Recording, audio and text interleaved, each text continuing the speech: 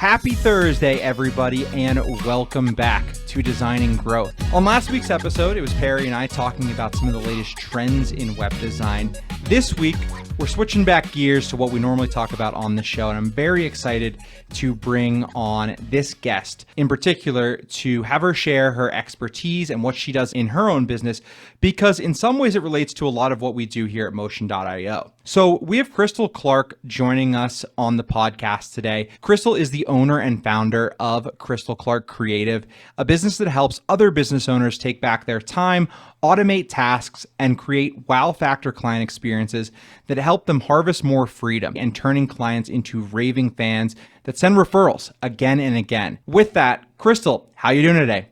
I'm so excited to be here. Thank you so much for having me. I'm really great. We spoke a couple weeks ago, and you and I quickly started nerding out on all things automations and workflows and optimizing what you're doing in your business to save you time. And that conversation got me so excited to record this episode because I want to dive into a lot of that here. Maybe to start off the episode, could you tell me just a little bit more about your business and how it started, how you got to sort of where you are now? Well, I will have to say that on the client experience side of things, I've always been in customer service or client experience in some way or form. From college, I studied psychology, and it was very interesting to me how the mind works and how people experience things.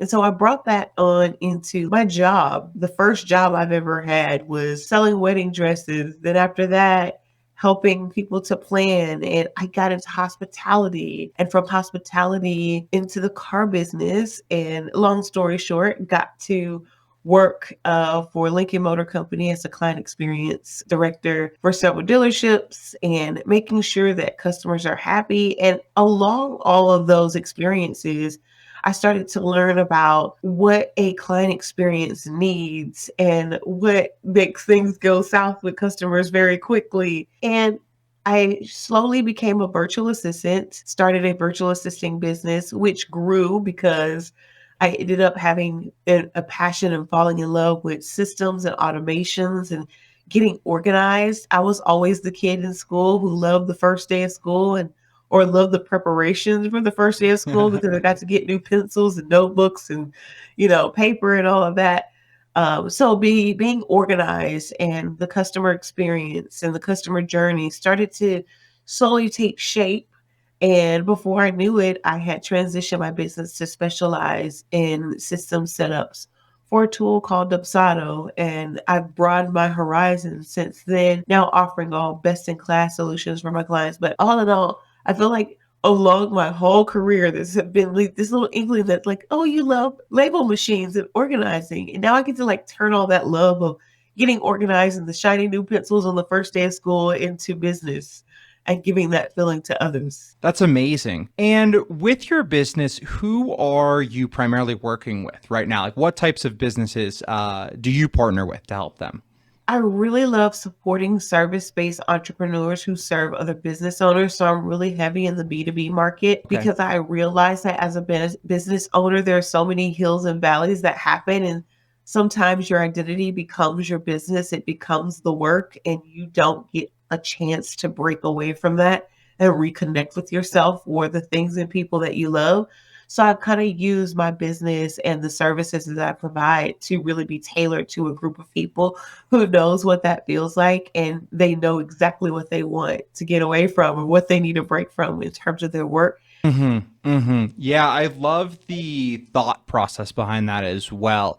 Because, yeah, when you are a business owner, it's so easy to get wrapped up in all of the day to day that Oh, yeah, you forget about some of the larger picture things and why you even started in the first place, and making time exactly. for Yep. yourself and your family, so important. So I love that. And so within service providers, is it primarily marketing agencies or design Yeah. businesses or things that fall outside of that as well? Yeah, I've helped other virtual assistants, business strategists, business coaches, copywriters, trademark attorneys, business attorneys, you name it. And your background in particular, I think, is really interesting, specifically your transition from doing client experience at Lincoln, I believe you said it was, to now your own Yep. business owner. When thinking about client experience, what are commonalities between what client experience looks like at a massive corporation like Lincoln that a small business, a service-based business would have in common between those things, do you think? The process is very similar.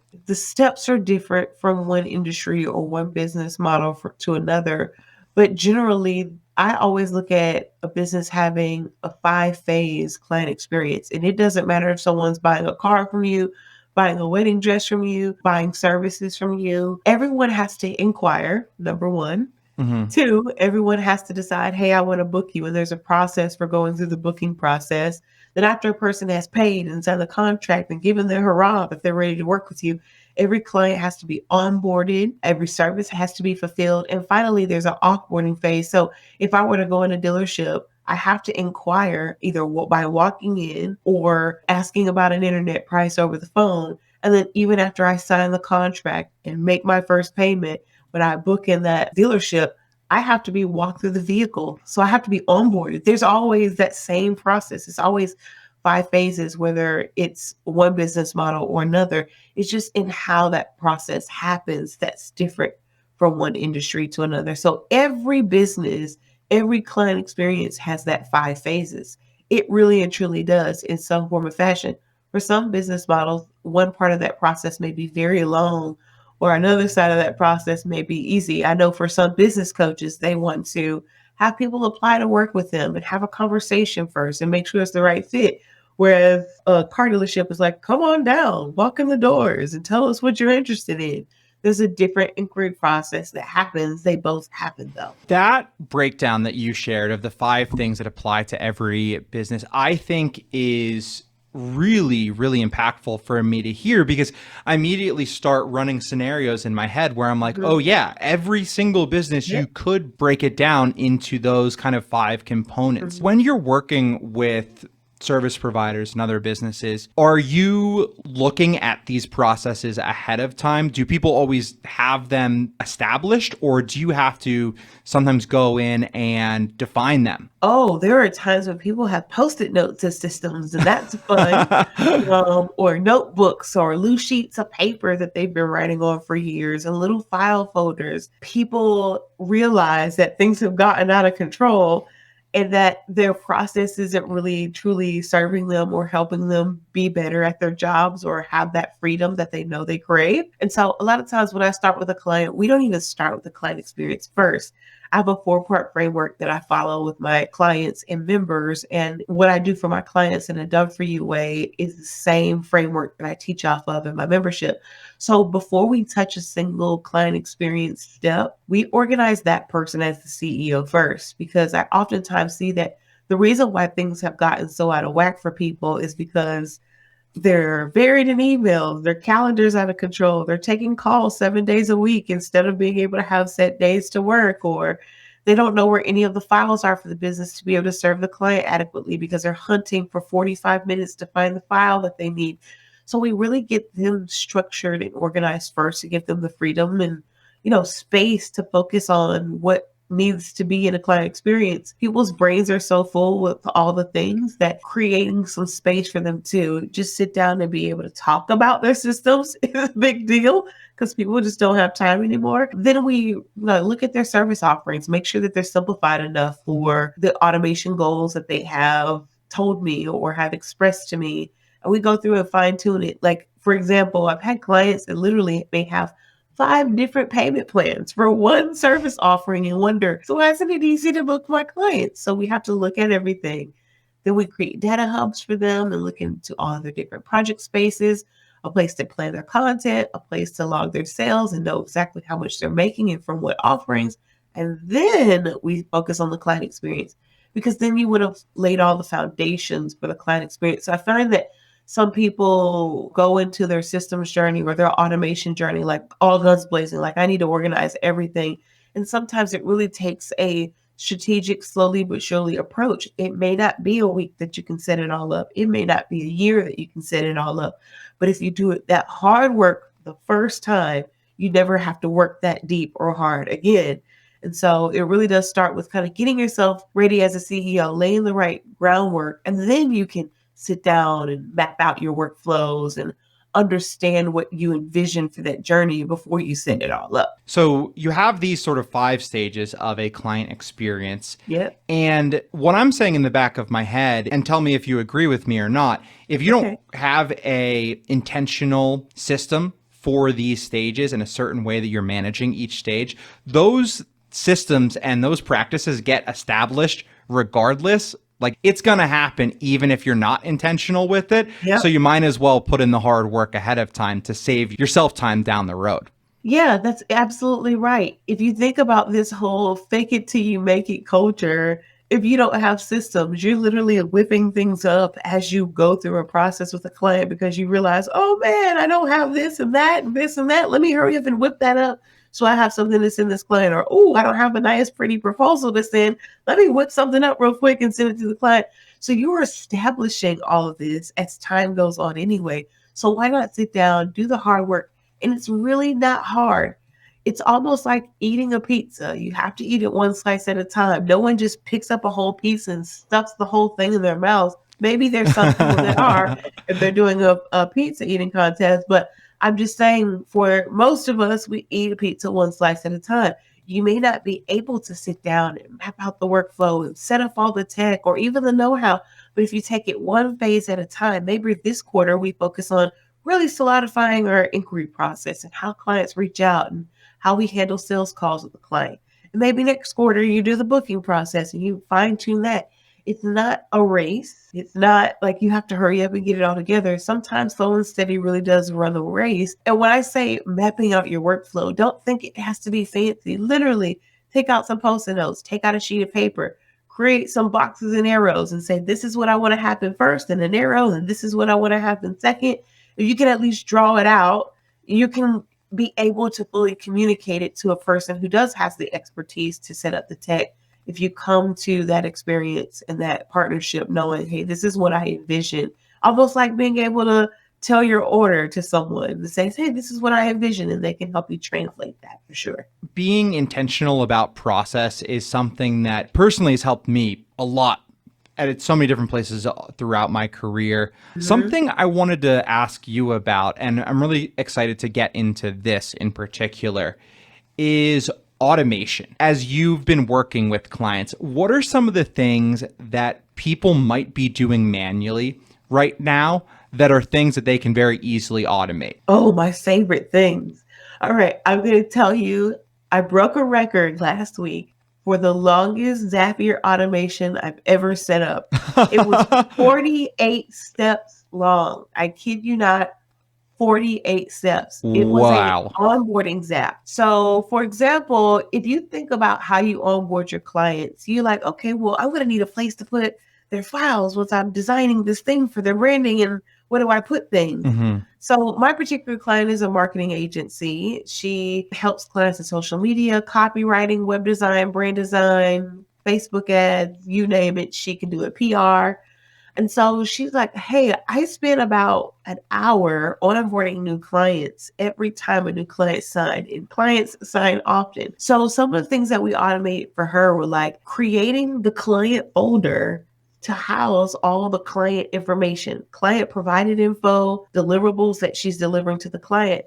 Well, sometimes as a service provider, you realize that within your client's folder named Jane Doe, you may have things inside of that folder that need to be added in there. So this is a did you know segment we're about to start here. Did you know that you can basically create that client folder, create subfolders that go inside that folder automatically, create subfolders that go inside of those subfolders, and even existing Google Docs, Google Sheets, Google Slides. So if you're like, hey, I do social media for this client and I need to do a social media report every month, I have a Google Sheet that has the reporting on it. I can use it as a template and make a copy of that for every client I get onboarded, where there are automations that can automatically create that document and file that document automatically inside of that client's folder the second they make their first payment or sign their contract. So literally right now, my client doesn't onboard anymore. She literally just sits there and waits for the cash to roll in. The client signs and books, and as soon as the systems recognize that, the folders get created, the documents get created and filed in their folders, the client gets added to her email marketing software, the team is notified automatically, hey, we have a new project, and this is the client, and here's their folder, and here's the link to all their questionnaires, and here's the link to the client portal. Instead of her sitting there having to manually create 30 something folders manually from scratch. Nobody wants to sit there and do that manual labor. And thankfully, there's a system out there that you can pay, $60 or $70 a month to do that versus having to pay $500 a month or $1,000 a month to have a whole other person come in and help you do those things. You start to really realize that shift and that balance. And so I really love the folder creation and I even have some automations now where when I get off of a call with a client, I don't have to download call recordings out of Zoom to upload them to a client folder in Google Drive. There's literally an automation that will take that client recording, pluck it out of Zoom, pop it in my Google Drive, and file it in the client's folder where it should be, which is so cool. And it takes time. It takes a little trial and error to set these types of automations up, but they're game changers. I don't necessarily have to have an admin. It's really cool. The last year, I've almost started to, weirdly, sad for my virtual assistant, fade her out a little bit because the automation slowly replaced the need to pay large sums of money to have a big team to do those admin tasks for you. You're really able to do it on your own, just even from an admin standpoint. And that's aside from the client experience piece. So much of what you shared is like this exact philosophy that I subscribe myself to. And a couple things I wanted to circle back on. The tool that you use for the meeting recordings to automatically spit out like the recording, I believe it's the transcript as well. What is that tool? It's called Otter.ai, and it follows me around to all of my meetings, and it literally takes notes. It transcribes what I say, what the other person says. And then after the call, it breaks down that transcriptions and delivers a email outline of what we talked about, the different topics and the timestamp so that the other person can click that timestamp, go to that transcript. And when they click on some topic that I said, it will sound off and you will literally hear me speak in the transcription. It records the call and everything, which is really cool. And you don't have to take notes anymore. And that's an automation too. $10 a month. And it saves me so much. I literally had it save my life last week in my membership when my Google Meet didn't record my recorded workshop. And I'm like, oh, well, there's no way I'm going to say in a new recording exactly how I said it the last time. And something was like, well, you have that nice auto transcription where you can jump and go listen to yourself and say exactly what you said. So it will be easy for me to re-record that presentation and give it to my members, but it saved my life in a sense. Wow. So yeah, systems help. And I have to use that Otter AI. We talked about it a little bit when we first spoke, and I was like, oh, this is genius. Yeah, this would be really helpful for me. So another thing I wanted to talk about too was Zapier. And I have been using Zapier now. Oh gosh, it's been probably 5 or 6 years since I set up my first Zap. I did not know that you could use it for folder creation. Oh yeah. There's a thing in Zapier automations called paths. So like that call filing automation that I was talking about, when your clients or colleagues book a time with you on your scheduler or on your calendar and you send them a calendar invite, you may say, oh, coffee chat with, Crystal Clark or coffee chat with this person. Well, that recording comes in, Zapier can recognize the name of that call and be able to say, okay, well, if a call or a recording contains coffee chat, all right, go file it in my coffee chat folder automatically. So you can have it start to recognize keywords and titles of things in order to direct traffic to where it wants to go. But that folder creation for my client was a game changer. Imagine if you onboarded 5 clients a week and you save 5 hours, that's literally a whole work day almost. If you really think about it, every day we say, 8 hours in a work day. There's really not 8 hours in the workday for a freelancer or a service provider.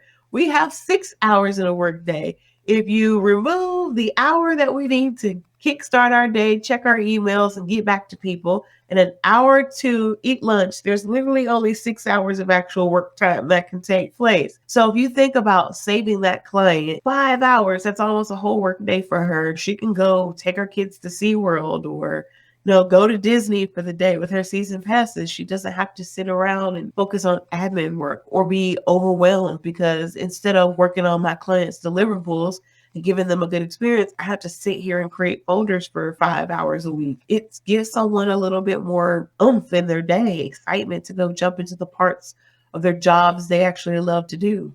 With Zapier, and one thing that I was thinking about, why it can be tough for people to even understand what parts of their business that they can automate. I think that Zapier has unlocked a ton of new possibilities.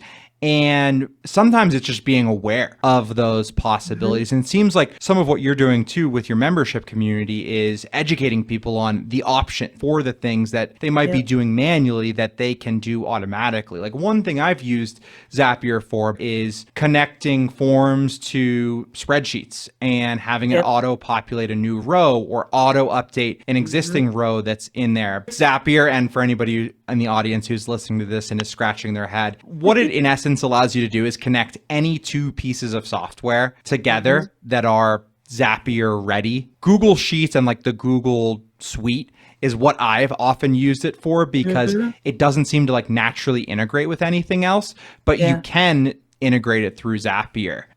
I love Zapier so much. Like recently I was planning some events for my membership, and I was having to go into Zoom or Google Meet and create the meeting link for the event and then put it inside of my event planning software. Airtable is what I'm using for that.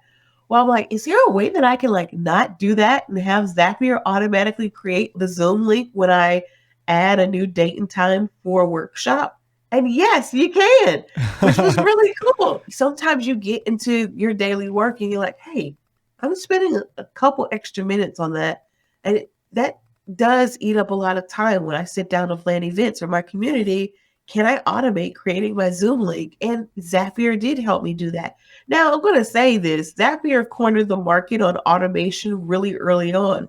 So tools that are popping up like Make or Integromat, Pabbly, other tools that are tailored towards automation, a lot of software and apps in the world have migrated more towards Zapier because they came to market early. They were one of a kind at the time. So when in doubt and you're comparing different automation tools, more things sync with Zapier than I've ever seen. Again, automation is not about being lazy or not wanting to do work. It's bringing you up the brain space to do more things in a better way or to be more intentional or more strategic with what you're doing versus like in the moment having to scramble everything in order to make magic happen. Magic actually does happen and you don't have to do it.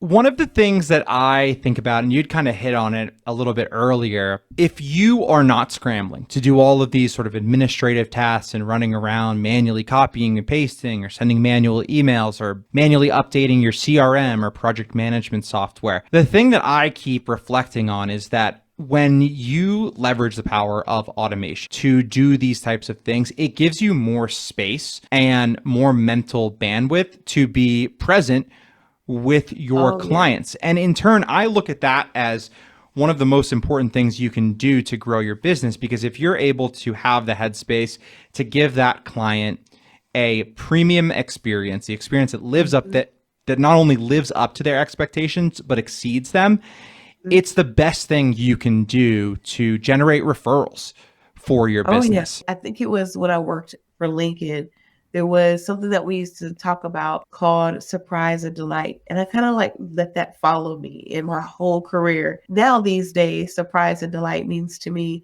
how can I build surprise and delight inside of an experience? And what you said about freeing up of brain space is when you don't have to do those little minute admin tasks and, oh, I have to stop and send a follow-up to my client, or, oh, I have to stop and do this report to show our stakeholders like how much we made this month on this service offering versus another service offering. Having all of that stuff just done for you, having a system just do that for you, frees up your space to not only spend more time with your clients, but to surprise and delight them. Surprise and delight meaning we expected the project to take 4 weeks, but now that I don't have to do all those other things manually, I'm able to meet the deadline early, be more attentive to their needs, check in on them more often. Heck, you might even have automations that are checking on them automatically for you when you check off certain tasks on your task list. Yes, there are systems that can do that. It says, hey, when I check off this, this, and this that we've gotten to this part of the project, can it automatically send a follow up to my client that says, hey, we got this part for your project. This is what's happening next. Because think about it, your clients just want to be communicated with. It doesn't matter what's happening in the project. They want that sense of connection. They want to know that you're working on their stuff.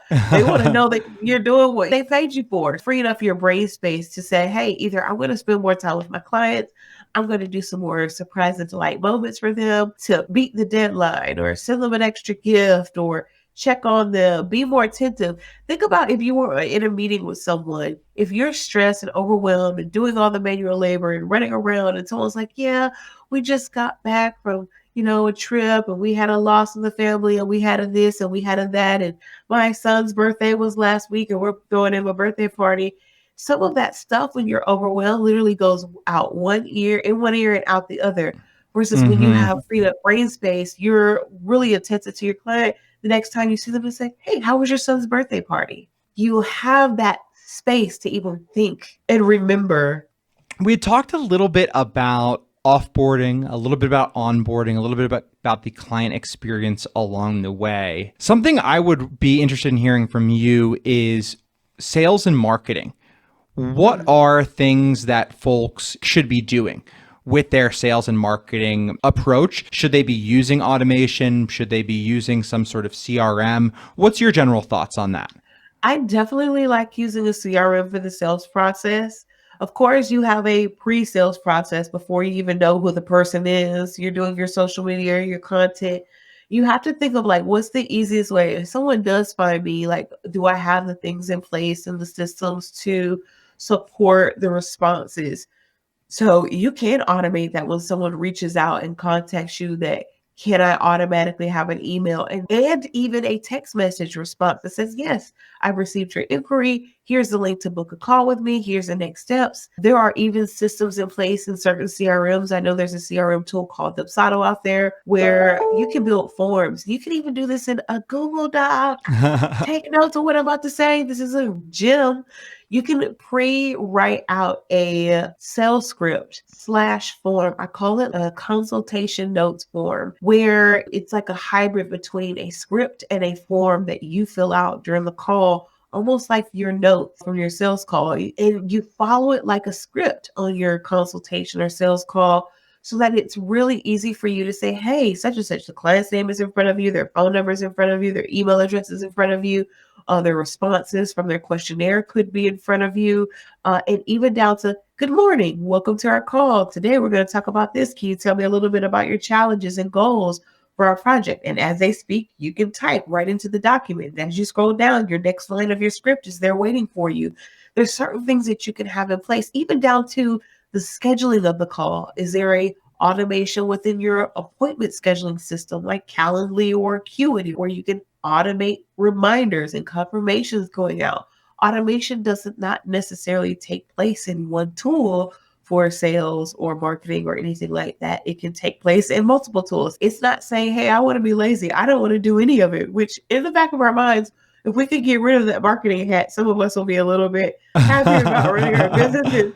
But at the same time, if you could just make it a little easier, create a couple shortcuts for yourself and the client, it makes it more convenient to do business and not a chore, something you enjoy. Automating my marketing and my sales for me can mean differently than what it means for you. It can mean get your sales script and form notes together for your sales call. For someone else, it could mean automating an ad to getting someone automatically in an email funnel to send sequences of emails so that they don't have to sit there and manually follow up with people. Also, keep in mind that there's other areas that you can think about automation. So like, think about when you send your proposal to your client, Do you want to stop and manually follow up every couple of days and send an email? Hey, just checking in to see if you're ready to move forward. Can there be an automation that says, hey, if we don't see a paid status on a client that they've got a signed contract and a first initial payment, our system needs to follow up automatically after X number of days? Yes, there are automations that can do that. I tell you what, I don't do any work until a client sales call starts. My systems take care of everything. It takes care of the client application. It takes care of approving and denying leads for me, which is also cool. So if Wow. you're a service provider out there who's like, hey, if a client answers this type of answer on a question versus this type of answer, then they're not the right fit. And we want to Mhm. send them a declined project email. Where if a client answers this series of questions this exact way, then they're a thumbs up and they're approved to work with us. And yes, let's send them the link to book a sales call because we are in alignment. Yes, there are systems that can read that conditional logic like that and follow up for you automatically and do some decision making for you. So you don't have to sit there a slave to your keyboard and monitor and mouse, which is so helpful for that sales process. So much of what you'd shared in this episode is like a master class in the basics of automation and all of the things you can automate. Because if Yeah. I was somebody listening to this episode for the first time and hadn't used automation in my business, like, wow, I would not know that you could do all of these things, from saying, hey, this is a good lead, or this is somebody I don't want to work with, to automating the sales process, to automating everything basically until that call. And I think what you had shared is a great example of what we talked about earlier. You had said that you don't do any work until that sales call. And that's the Yep. exact type of thing that I'm here thinking about. Like, when that sales call arrives, because all of the little steps along the way, all of the manual stuff has been taken care of, you can be 100% there and present for Yep. that call. So you're able to help that client. You're able to bring them on board and get a signed contract. Yeah, it's like active listening versus just listening. You know what I mean? It's like someone's talking at you and it's going out one ear or the other. When you get on that sales call, you can actually actively listen and be prepared to problem solve and discuss solutions with your client versus feeling like, oh, well, I have to think 5 steps ahead to the task that I'm going to have to do once this call is over. I literally get on my sales call and that will be the first work that I've done to work with that client. That I have done no manual labor up until that point. And then when that sales call is over, I literally click a button to say, all right, send proposal. And literally Zapier says, okay, let's whip it up, friends. Hey, here's a link to your proposal. It'll expire in the next 2 business days. The client can book and sign the contract and pay for their service. And immediately there's Zapier automations that are creating their folders, creating their client document. There's a massive document that I create in Google Docs that I use as a client portal so that my client and I can like collaboratively work during the project. It's like a big, long document that serves as their questionnaire, their client guide, their deliverable space, and our communication space. So it's almost like a little client portal. At some point in my life, I won't have to do that with your new tool. And we are You know, working on it. Yeah. For now, that's what I have. But literally, I don't do anything except show up for the sales call and click that little button. So cool. The things that you need to ultimately grow your business, take your business to scale. There's 2 options. You either hire a full-time assistant, you hire more Yep. staff, or you get some of these things in place that are going to allow you to get to that scale without doing these individual manual tasks that might seem like a couple minutes of time, but quickly add up to hours and hours a Does. week. And a lot of times you got to think the average person is going to get, or the average service provider is going to get very buried in their workload.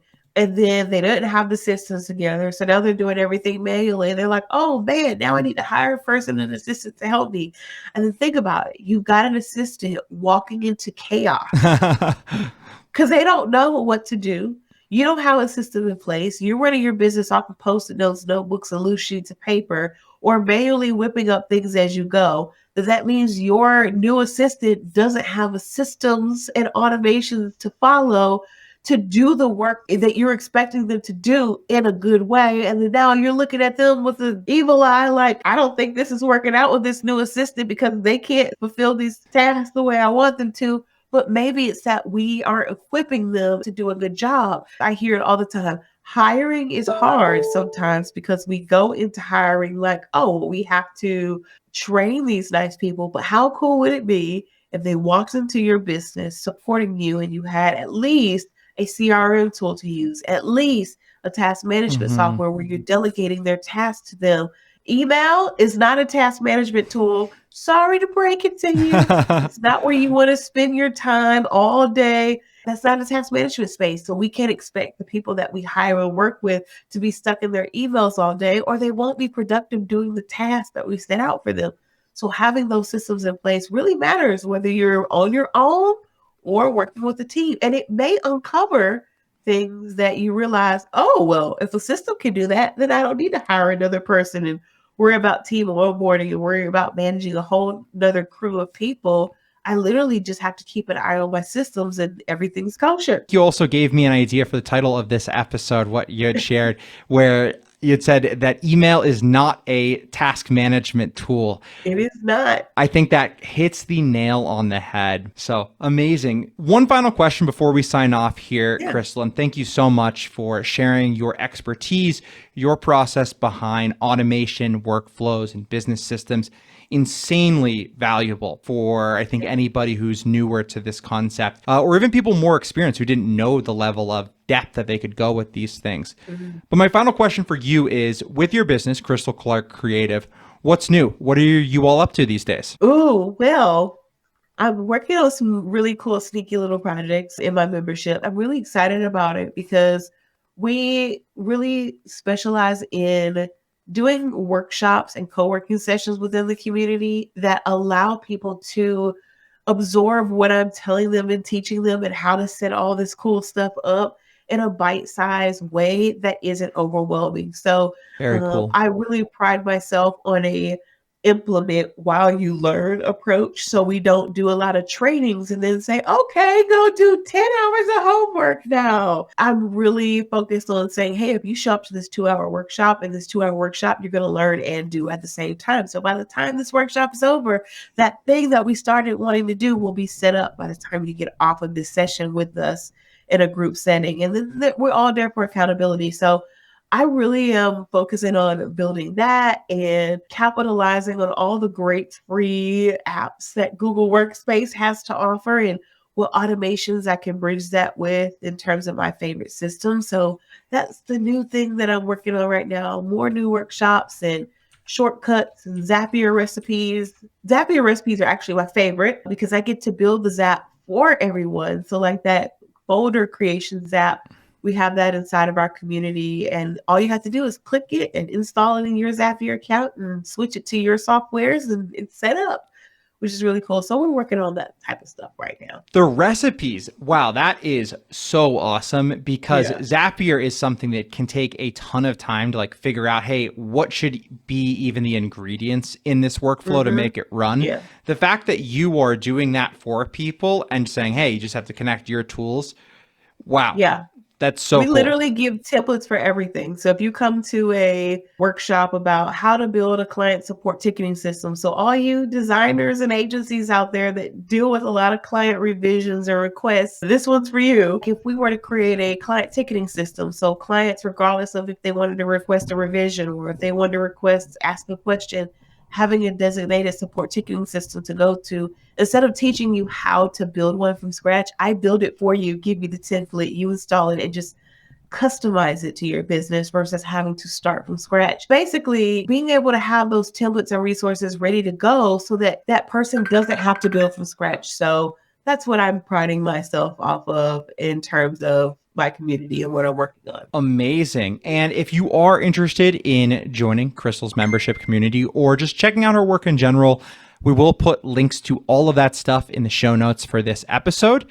Crystal, thank you so much again for coming on the show. It was amazing to talk to you and Yeah. kind of just discuss all things automation, systems, workflows. And finally, Crystal had mentioned it during the show. We are working on Motion.io right now, which is going to be this space where you can manage projects, but also collaborate and communicate with clients. And it gives you all of these things in a streamlined client portal so you can automate parts of your client experience.